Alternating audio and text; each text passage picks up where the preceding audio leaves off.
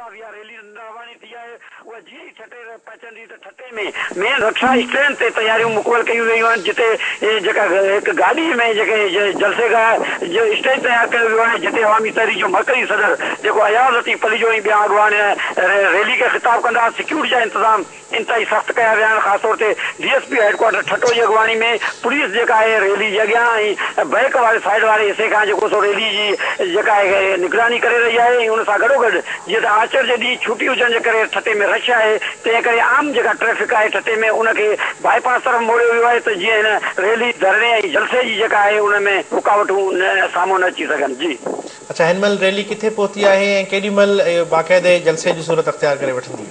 जी rally इन वक़्तु जेका चंद मिंट ई थिया आहिनि मकड़ी खां रवानी थी आहे उनजो जेको आहे 4 किलोमीटर जो मुफ़ासिलो तय करण खां पोइ उहो ठटे पहुचंदी उन में वधीक कलाक ॾेढ लॻी सघे थो ठटे पहुचंदे रैली खे उन खां पोइ जलसे जी बाक़ाइदा आगाज़ थींदो जलसे जो जेके अवामी तहरीक जो जेको मरकजी सदर आहे अयाज़ लतीफ़ अली जो उहो ख़िताब कंदो।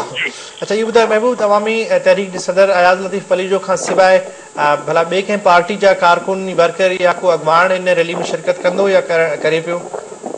जी अवामी तहरीक जे तरफ़ां जीअं त ॾिनल सॾ आहे उनमें अवामी तहरीक जे हिन रैली में मुख़्तलिफ़ क़ौमप्रस्त ऐं सियासी समाजी तंज़ीमनि उन्हनि हिमायत जो ऐलान त कयो आहे पर का वॾी क़यादत वॾी शख़्सियत जेका ॿिए कंहिं पार्टी जो उहो शरीक न आहे। अवामी तहरीक जी क़यादत जेका अयाज़ लतीफ़ अली जो सां गॾु जेका आहे अवामी तहरीक जी मरकज़ी क़यादत आहे ॾाढा कादिर रांटो आहे अनवर सूमरो आहे ज़िले जा अॻवान आहिनि बिलावल लाशारी आहे जेके ॿिया गुलशन कीरानो आहे ऐं ॿिया जेके अॻवान आहिनि उहे अयाज़ लतीफ़ अली जो सां गॾु हिन रैली जी क़यादत करे रहिया आहिनि। सिंधियानी तहरीक जी जेके कारकुन औरतूं आहिनि SST जा अॻवान आहिनि उहे बि शरीक आहिनि। जी वॾी महिरबानी महबूब रोही असांखे अपडेट करण लाइ। नाज़रीन, ठटे मां असांखे महबूब रोही अपडेट करे त अवामी तहरीक पारां ठटे में मोहब्बत सिंध रैली कढी पई वञे।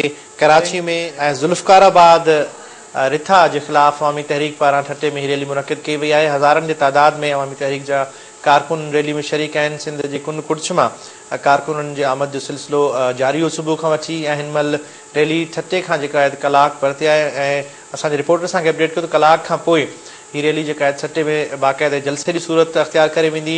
अवामी तहरीक जो सरबराह अयाज़ लतीफ़ अली जो ऐं ॿिया हिन खे ख़िताब कंदा। ही जेके TV स्क्रीन ते फुटेज ॾिसो पिया इहा अवामी तहरीक जी रैली आहे जेका मोटरसाइकिल ऐं मुख़्तलिफ़ गाॾियुनि जी सूरत में ठटे ॾांहुं रवानवा आहे। नाज़रीन, ठटे में मोहब्बत सिंध रैली जूं तयारियूं बिल्कुलु मुकमिल कयूं वियूं आहिनि। रैली में शिरकत लाइ कराची समेत सिंध जे मुख़्तलिफ़ शहरनि मां कारकुननि जा काफ़िला ठटे पहुची रहिया आहिनि। रैली खे अवामी तहरीक जो सदर अयाज़ लतीफ़ अली जो ऐं ॿिया अॻवान ख़िताब कंदा जॾहिं त ही उहे मंज़र आहिनि जेके मुख़्तलिफ़ शहरनि मां जेके कारकुन पहुची रहिया आहिनि सुज़ुकी कारुनि ऐं मोटरसाइकिलनि जी सूरत में ऐं अवामी तहरीक जा झंडा उन्हनि खे आहिनि।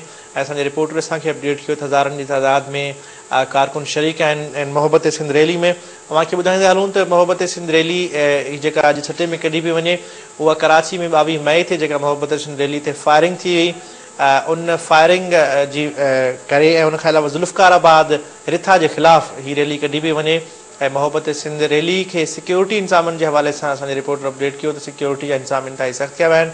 पुलिस जा अटाला रैली जे शुरू ऐं आख़िर में मौजूदु आहिनि ऐं शहर में जंहिं जाइ ते हीउ जलसो रखियो वियो आहे उते बि सिक्योरिटी जा इंतज़ाम सख़्त कया विया आहिनि।